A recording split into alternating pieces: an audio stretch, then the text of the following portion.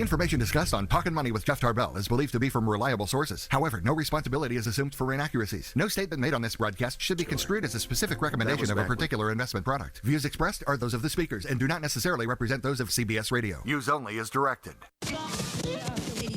Smiles, everyone. Smiles. And prepare yourself for... Show me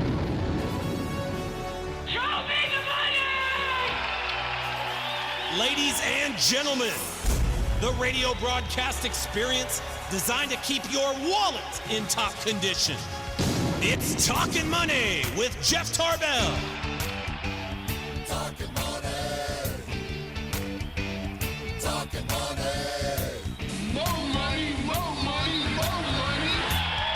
And now entering the studio, your guru for fiscal fitness, Jeff Tarbell. Good day, money lovers. This is not Jeff Tarbell. This is Vince Mastracco, longtime previous host of the Golf Talk radio show in the preceding hour. Jeff is enjoying his 22nd anniversary today, so I was invited to step in, and I'm happy to step in it and take over the show for an hour. If you are a regular listener, certainly you've heard me on here before. I'm becoming sort of one of the go-to guys, I guess is what I'll call myself, for the program. So since this is a money show and it does talk about current events and topics, we won't just do golf today, but we're going to get a little bit of golf in right up front here, just something that sort of relates to business. But first, I want to thank my in-studio guests this morning and introduce each of you. I have Tony Asaro, motivational speaker and longtime community director for the Sacramento River Cats. Good morning, Tony. Good morning, Vince. Happy to help you here. Yeah. You got to get a little close to the mic and almost kiss that sponge. There you go. And then somebody that's well known to everybody in Sacramento that has been here for a long time, and one of my dear friends, Christine Hansen. How's the weather? Oh, my goodness. I just came down from Tahoe. Good morning. It is snowing up there. We finally got some fresh powder, and it was gorgeous up there. So some great skiing for Northern California, finally. Finally. A little late, but it's here. It's here. So, and that is terrific. And we need to say this on the show. I did put this on Facebook yesterday, and we got a lot of people commenting on it. We all went to the same high school. We are all alumni of the great La Sierra High School in Carmichael, California, and we have people listening. I think a longtime friend of ours, acquaintance and friend Dennis Guazdon, stated that he'd be listening online, so a little shout out to Dennis.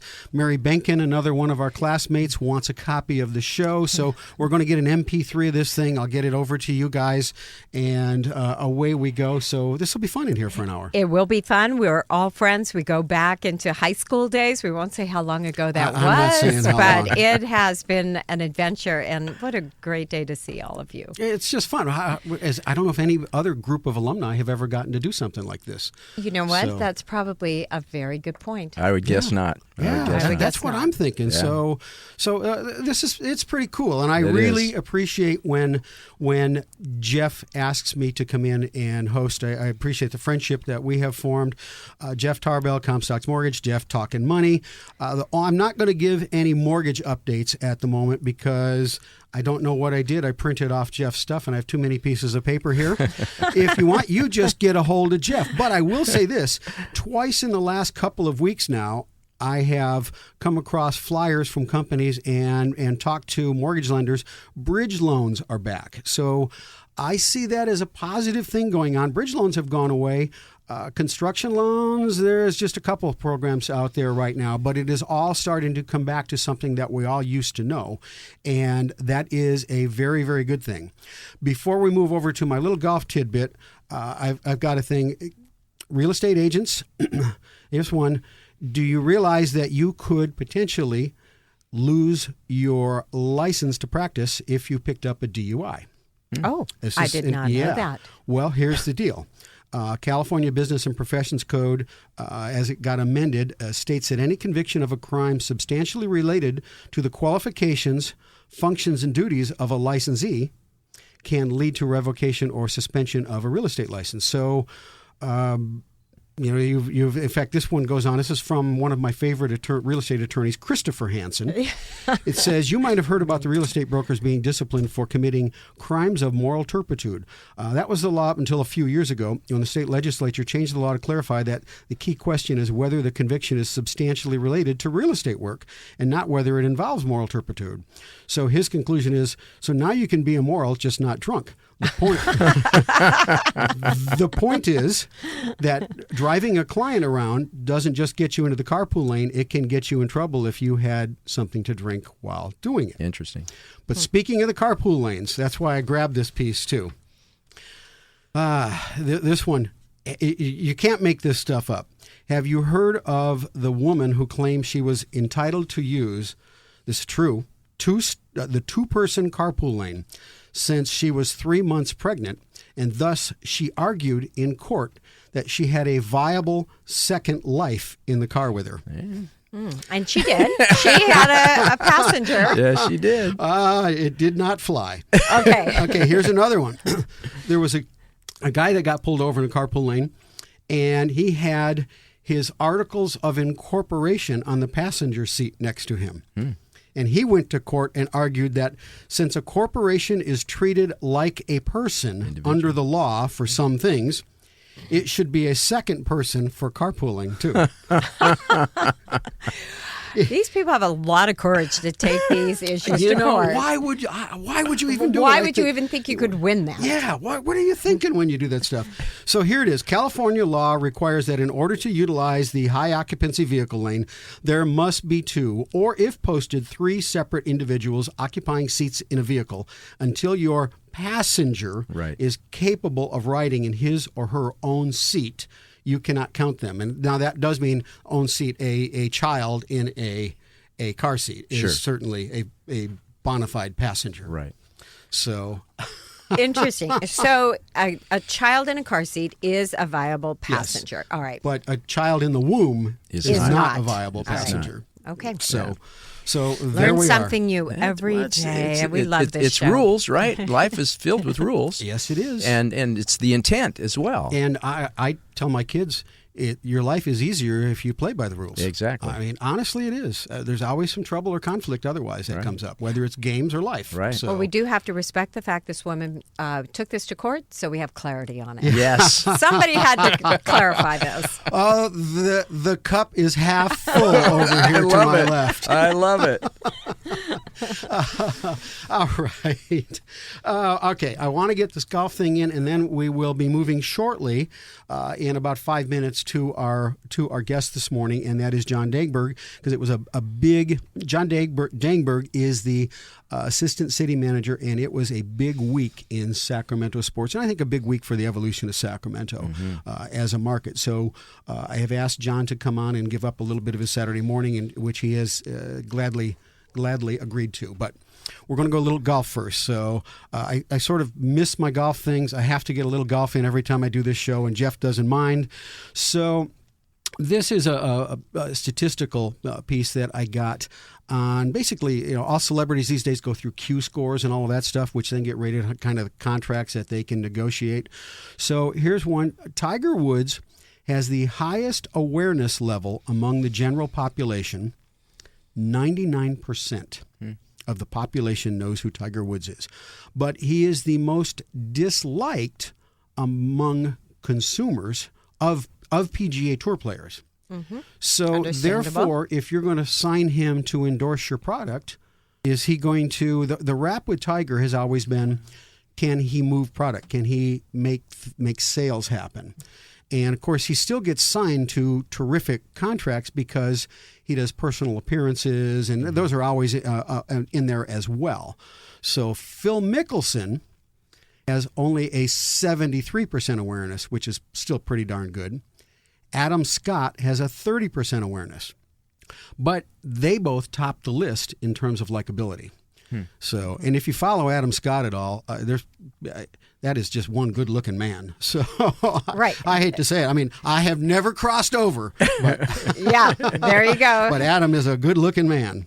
So, I remember many years ago, Harry Geis was the weather guru and a forecaster in Sacramento. He actually forecast D-Day weather and the first weathercaster in the United States for WLS. He forecast D-Day weather? Yes. I did weather. not know that. Yes, he did. And he told me, he said, it does not matter what people are saying as long as they're talking about you.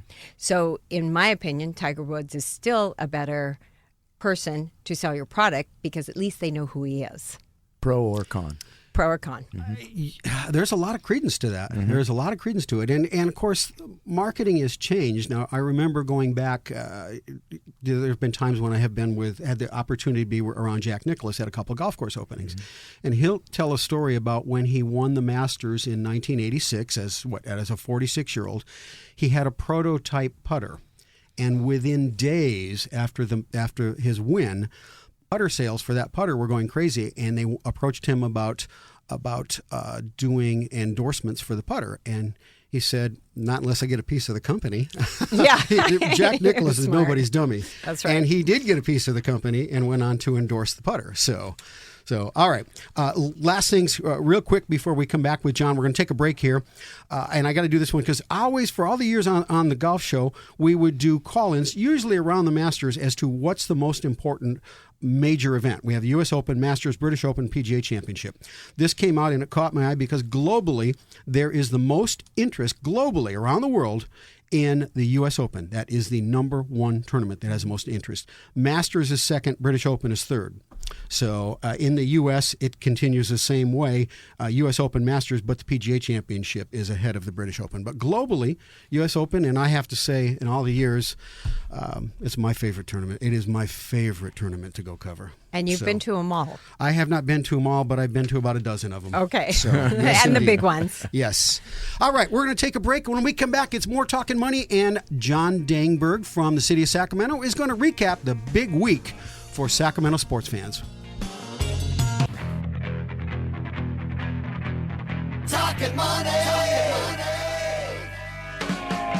Well, alrighty then. We're back to Talkin' Money with Jeff Tarbell.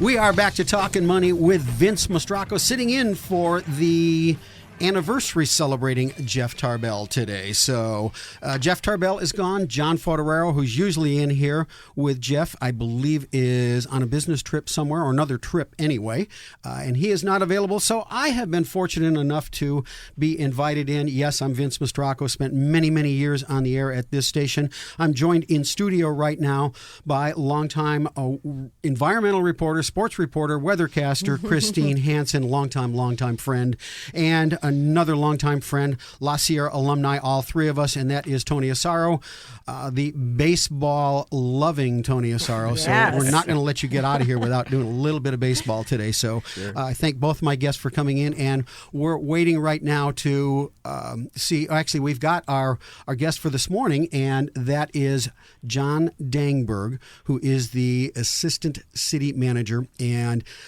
last time I did this show, we had John on, and we discussed the progress of the STOP initiative. And now this week, it has turned out to be a very big week for the city of Sacramento, for the future of the city of Sacramento, sports-wise. And so I asked John to come on and sort of recap all of this for us. So good morning, John. Good morning, Vince, Christine, and Tony. Good morning. Good morning. Hey, first off, in case I forget my manners, welcome and thank you for doing this once again.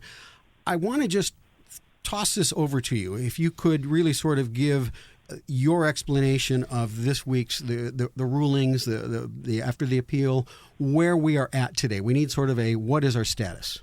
Okay, well, thanks for the opportunity to do that, Tony. It was, as you said, a very important week for the city. We had a key court victory.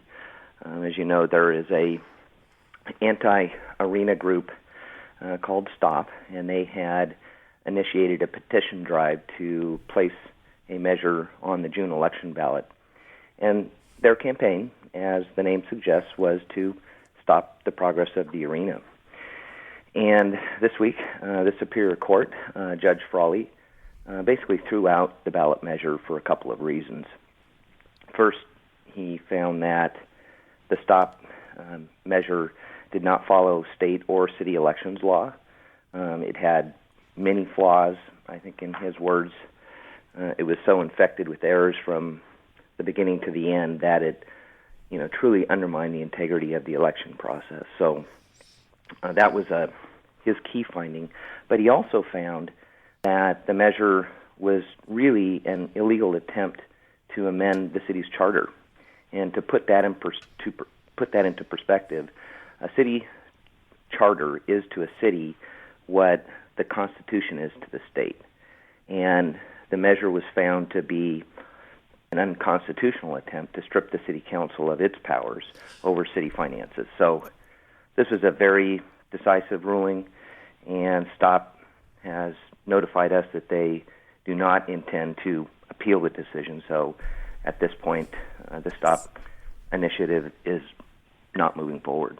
And okay, now with regard to the city charter and going against that, I'd like for you to talk a little bit about the specifics, because we had a conversation off the air after the last time we did this, where the way that amendment was written, or that initiative was written, if it would have been gone to vote and been voted in, it would have affected, if by my understanding, the city wouldn't be able to get involved with the Amgen cycling race without going to a vote and other sporting events. So would you talk about that a little bit? Sure. The STOP measure wasn't asking for an up-down vote on the arena in June. Basically what it was doing was changing Sacramento's law so that any time the city contemplated using general fund monies for a sports facility, it had to go to an election first. So if it would have passed, then a subsequent vote for an up-down subsequent vote would have occurred at the November election.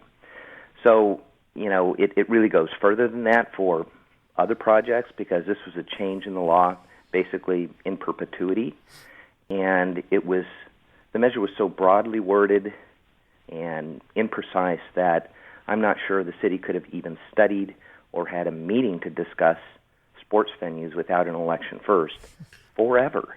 Ergo, there goes the soccer field then, even though I think they're looking at Cal Expo property, but by my interpretation, it affects that as well, correct? Absolutely. Major League Soccer, Amgen, anytime we wanted to use any city resources to support these great community sports events, professional sports events, we could have been forced to go to an election first. An election first, what a cost. Well, ever since the Kings have come to town, we have seen resistance to new arenas. So this is nothing new for us. It's just one hurdle we've crossed to move forward. Exactly. And actually, I think if I can, before we go back to John, but just, Tony, you spent so many years over at Rayleigh Field Rivercats, and I'm watching that waterfront develop so nicely now. Incredible. And the contrast to the downtown mall right now, which is fallen into disrepair. Right. I think if you just look across the river and see prosperity, I can't help but look at where the arena is going to go and see prosperity. Well, I believe that shows. That was back in 2000 when that happened, and what we've done is we've put the main street of Sacramento be that river, which it always was. And now with the new arena coming in on the other side, it just reinforces that, and all the development along the river way.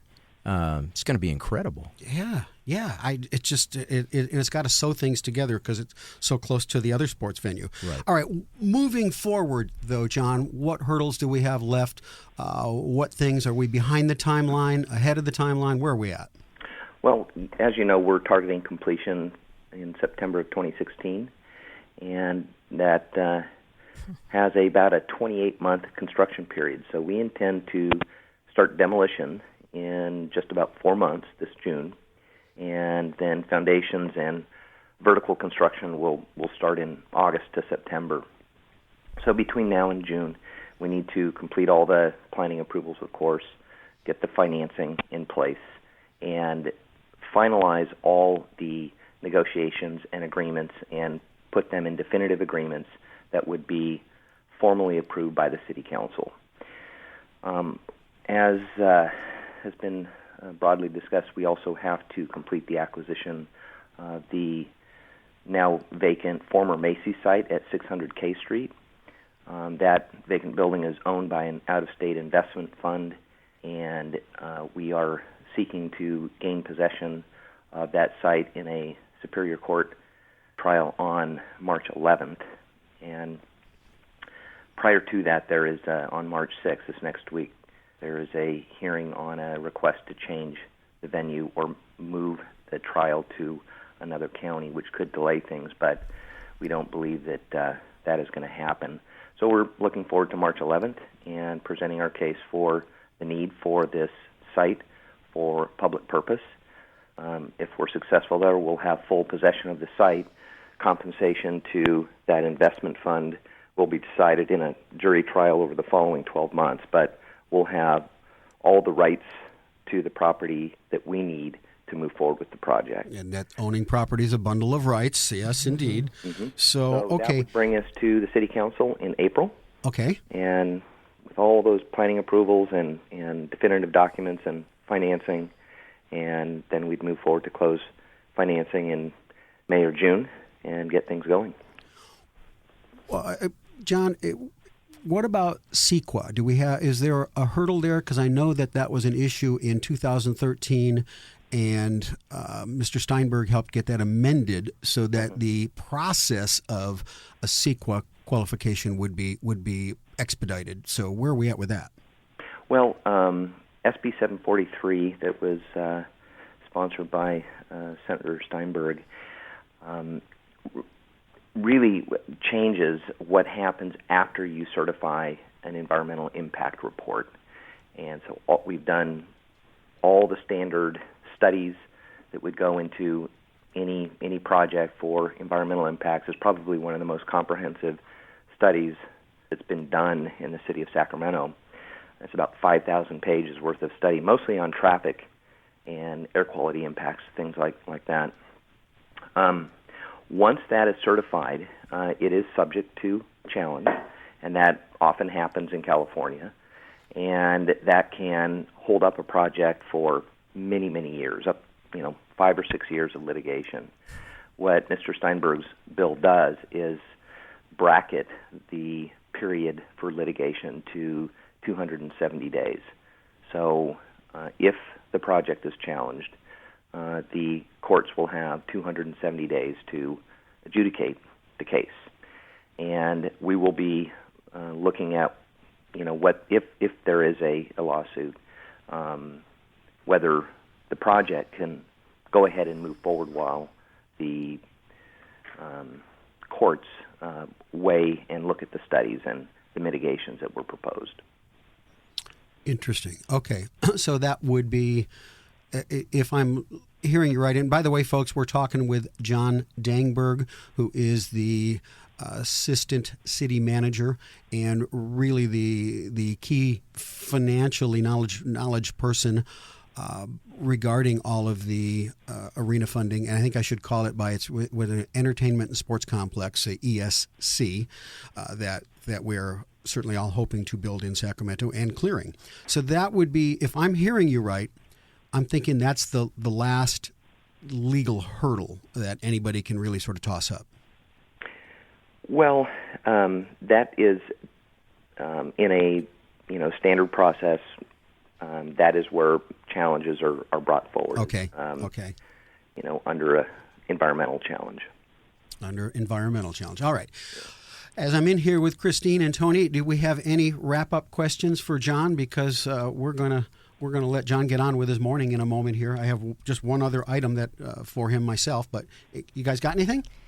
Well, I'm just thrilled that we're moving forward with this project and covering sports in the 80s and being in Sacramento all these years. I've seen so much resistance, and we really have never been able to get the Kings out of their current location all these years. So this is positive movement. Do you see any reason that the Macy's Investment Group would deny or not allow usage for the arena that could perhaps even sideline this entire project? Well, we think we have a pretty strong case. We are proceeding with what is called eminent domain, and that is a process that is used when you have an important public project. And keep in mind, this arena is going to be owned by the city and leased to the King. So this is a public facility, and we are seeking intervention from the courts because we have not been able to reach an agreement with them to acquire the property. So through this eminent domain process, we hope to gain control of the site. They will be fairly compensated. They will bring an appraisal to a jury, as will we, and a jury will decide what the appropriate compensation is. So the key date here is March 11th.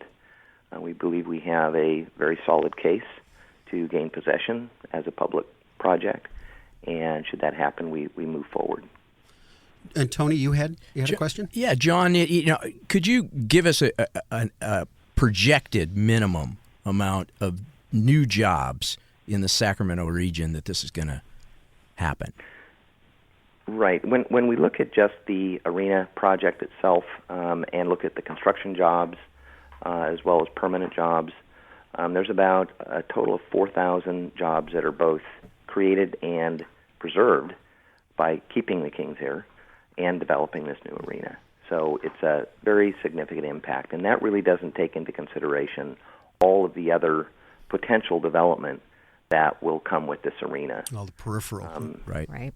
The Kings Development Group is planning to, build a hotel, office buildings, residential, 1.5 million square feet of additional development surrounding the arena. And we expect some of that to come out of the ground fairly soon. And that will just drive more jobs and more excitement and more activity in our downtown. And really, for the city, that's what this is primarily about. Revitalizing the core. Exactly. Absolutely. Exactly. Okay, John. This one isn't a question. I got to let you go here because we're going to hit a break right after this. But here's my dream for the rail yard area now, since that sort of got left alone. Here's what I want to do, and I'm just crazy. So I want to have it be dredged. I know it was on a Superfund site. I want it to be dredged. I want it to be flooded and to then build a big marina there, mixed use with condos, commercial, all of it, develop a marina with a lot of guest dockage. I would love to have people come up the river, take boat rides from the Warriors' new arena up to Sacramento and vice versa. Mm-hmm. I'd love to be able to get on at noon and get off at Pier 39 and then go to a Warriors game and then cruise back at night. So I want to see the river become a true feature for us. So nice. I don't know if you are ready to tackle that project yet, though. That's a great vision. I love it. It is a great vision. It's a great pie in the sky kind of vision. Yeah, yes. You got to dream it first. Can you tell I love Sacramento? You got to dream it.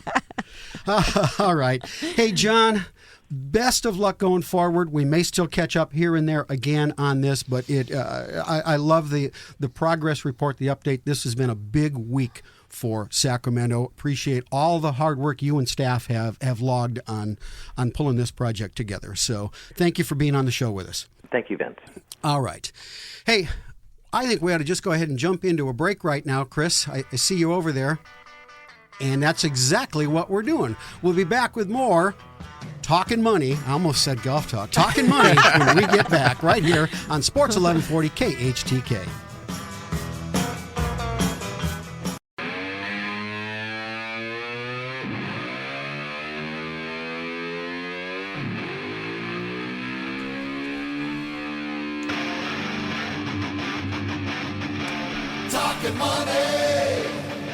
And we're back to Talkin' Money. And here's Jeff Tarbell.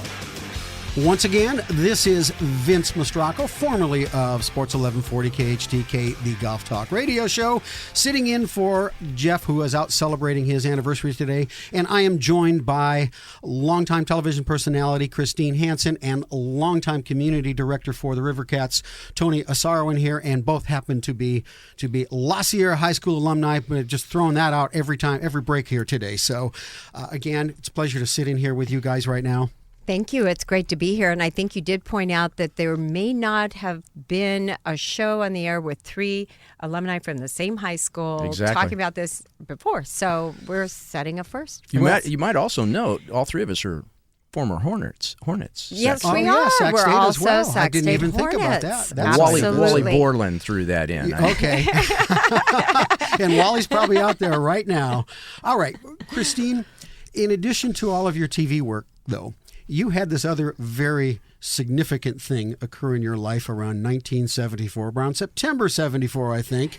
You were a Playboy playmate, and you got something going on with that right now? I do, and I want to acknowledge, I told Tony this on our break, that Vince and I not only were friends in high school, but after Playboy, I went to him because he is a fabulous marketing guru. He has fabulous ideas, and he said, let's market you. Let's set it aside, and we went after it, doing a lot of different events around the world, and it was fun. In those days, I was entertaining thoughts of getting into the sports marketing business, which it was the very, very early days of it, and there was just not much opportunity out there. So there was opportunity with you, and it was good for both of us. It was great for both of us, and that was in 1974. In 1979, I was working for KCRA, and Playboy had their 25th anniversary.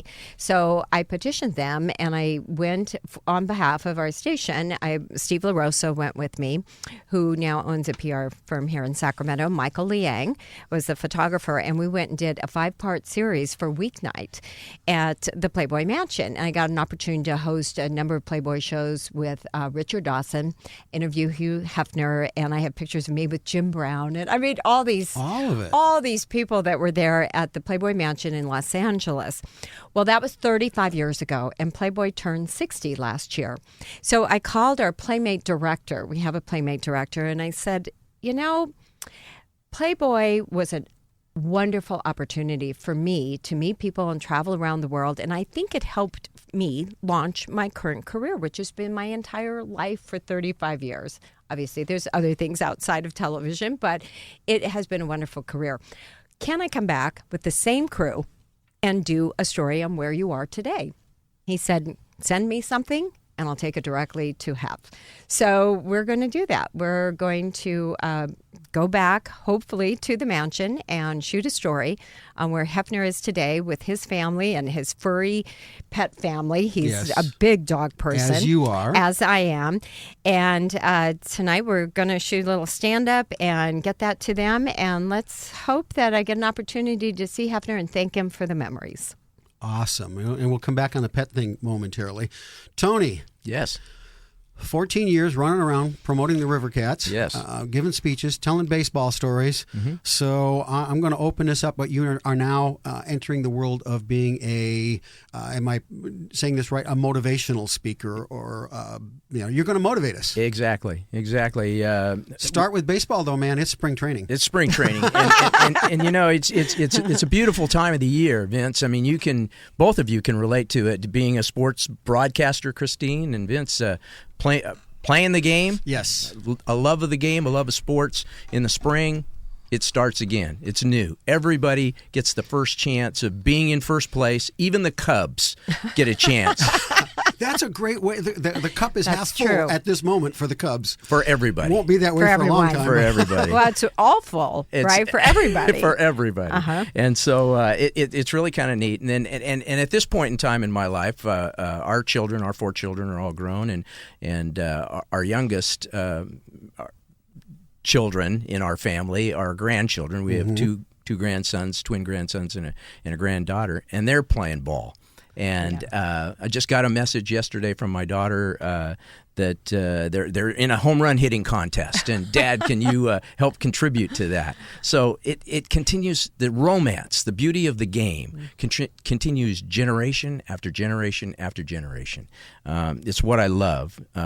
Yesterday, I was at a 6th grade class at Twin Lakes Elementary School, talking to them about sports and how sports can help you, or whatever your passion is in life, can help you develop the character of who you are. And I believe, Vince, that we are successful in life by what we can do, not by what we can't do.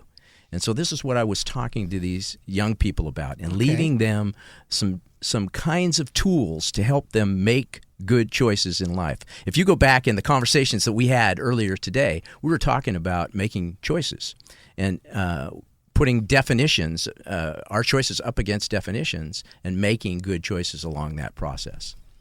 So that's pretty much what I do. I go out. I'm a part of the Positive Coaching Alliance. I do workshops, which I like. Yep. I do workshops for parents, volunteers, from recreational programs to high schools, all over Northern California. I love Jim Thompson and the PCA. I love what Bill Heredia does here in the Sacramento area. Bill, he's on a competing radio station, but we correspond. Bill's a great guy. Great guy, yes. and all the right kinds of things, the right kinds of lessons are taught by that program. We talk about roots, that in order for the tree to survive, the roots have to be healthy. And that roots stands for respecting rules, both written and implied rules. We talked about that a little bit earlier with the DUI, or with carpool lanes, written and implied. Respect your opponent. You cannot be good unless your opponent, who is a gift, is good as well. Respect the officials. We're not perfect. We make mistakes. Respect them. Respect your teammates. And first of all, respect yourself. Because if you respect yourself, you respect everything around you. You honor the game. So who hires you?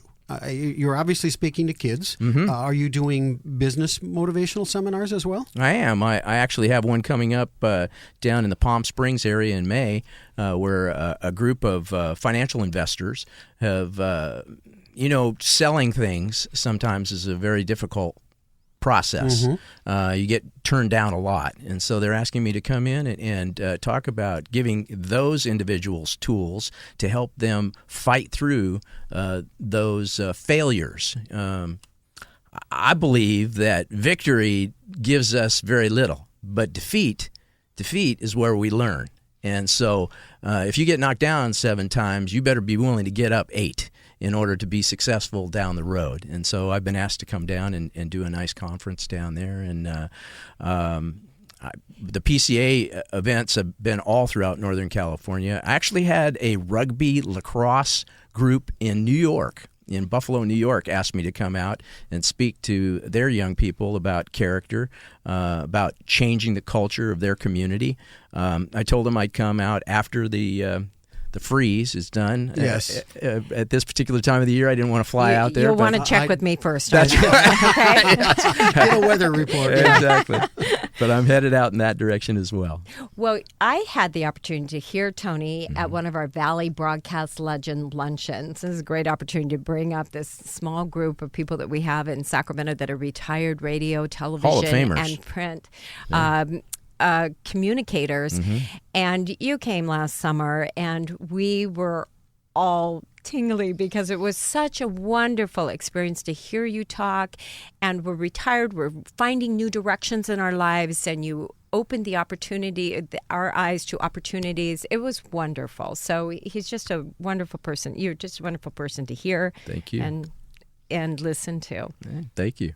I believe, Vince, that we need to give back. And I believe that a cause more important than ourselves is extremely important. Christine has a cause of passion that she is working on right now. You do all the time. We at La Sierra last year put on a golf tournament and raised thousands of dollars for junior achievement. And I'm going to play in that this year. I've only played in August it one 2nd, time because I was always on the air on Saturday mornings. August 2nd. You mark that date. In my phone. Christine, all right, I'm putting it down. All right, and we need to increase the amount of women participating in that tournament. And personally, myself, I'm going to foursome with my younger brother. If he doesn't step up, you are playing in our foursome because you help us. You want to be in we'll get a foursome together? Well, that would be sweet. All right, well, there's 3 of us here. We're going to split you always. So, August 2nd, that'll go in my phone. So we'll correspond on that because all the other years I'd get the notice, I'd get it from you, right? And I couldn't play. So one year I did get a guest host in on that Saturday morning, and I went and played with some friends, and I put a foursome together, and then that was it. So they get the notices, but nobody, they just fallen apart with it. So last year I looked at it late. I think I was traveling or something. Right. So this year I'll play August the 2nd. It's on. It's on. And the where's our calendar golf after this. tournament this year? Hagen Oaks, and the reason we play at Hagen Oaks is that's where most of us all learned how to play It's the either game of Hagen golf. or Ansel Hoffman. Exactly. If you That's grew right. up in Carmichael, that's where you played golf. That's where you played golf. I'm good with that. And so it's not it's coming back together and doing it for a cause more important than ourselves. I'm good with that all the way. So, all right, we got about 5 minutes left. And first, a comment just to recap the things that you said. You know, we said this off the air. My feeling and philosophy is ever since Title IX enabled female athletes really they can now, when we went to high school, really a girl, if you played a soccer or on the softball team, Chris, you wouldn't have been a homecoming queen. I mean, it just wouldn't happen. And that has all changed, I think. I believe we're becoming a more sport-centric society. Correct. Sports is more important in our world. So you tying life and business lessons into it, Tony, I think is very germane to what we're going through in America now. So, Well, even at La Sierra, I thought you were the coach for our women powder puff league. We did have a football league for the women, and we played flag football. But La Sierra led the way in sports It in did. so many ways back then. And of course, the school is a community center now. But as I went on through life and covered sports, I found that there weren't a lot of opportunities for women in the sports industry. But that has changed so much in the last it's 10 changed, years. but I still almost feel a duty to thank you even on the air. I have a daughter that is a sports writer in the Los Angeles market, and she's awesome. She's an awesome writer. She's doing wonderful, but it is not an easy go. She's been covering the Ducks and the Kings hockey all winter, UCLA football, UCLA basketball, and she'll cover Dodgers and Angels, whoever is in town, as a features writer all summer long. But she has to claw and scrape her way into it still for respect from that side of it. It was very difficult then because we had no anterooms where you could come and, the players would come out and talk to reporters. You had to go into the locker room. And as a result, it was very uncomfortable. And I experienced a lot of situations where players just wouldn't talk to you. As a transition here, players wouldn't even talk to you back in those days. So it's tough. It's tough. You got to get respect. We have a caller on the line. Somebody's called in, and we have Doug from Sacramento. It looks like it just says Tony motivational speaker. So, Doug, if you're up, are you there? You got to be quick. I only have about 2 minutes left. Yeah, I think Tony would be a great motivational speaker. I was last year a graduate back in '77, and Tony was our career counselor. And basically what Tony's saying now is the same thing he was saying back then. He gives great advice. And you always look back at some of the teachers that people made a difference in your life growing up. And Tony's always been one of those persons that always said has always made a difference in my life. So I think he's going to be a great motivational speaker. And I think what he's done in his career goals recently are great too. Awesome call in. I see your number up there. I'll give it to Tony after the show. Got 2 minutes left. You want to talk about pets, Chris, and pet abuse. Well, what we really want to talk about is that we refocus, as Tony knows. When, I've had a career and what's passionate. At a certain point in your life, you turn to something that gives you passion and motivation in your life. And I have always love the pet industry. I've rescued animals all my life. We started a green dog rescue project in Healdsburg for socialized dog care in city and county situations instead of containing them in crates where they lose their personality and become unadoptable animals and perhaps even euthanized as a result. So I'm carrying that into making them cute. The pet industry is a $55 billion industry. And as a result, I'm going to start grooming some dogs, making them cute and look in those faces every single day of my life. It's fun. I mean, we're doing pet food that's more expensive these days than Whole Foods. That's right.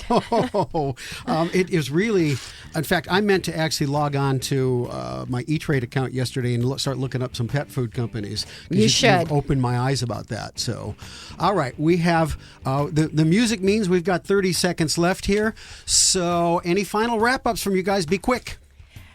Tony, thanks for coming in. Thanks for the motivation. Oh, you're welcome. And Vince, thanks for the friendship all these years. I love it. You guys, it's been an absolute pleasure. Jeff Tarbell, thank you very much. Keep inviting me back. This has been Talkin' Money, and Jeff will be back next week.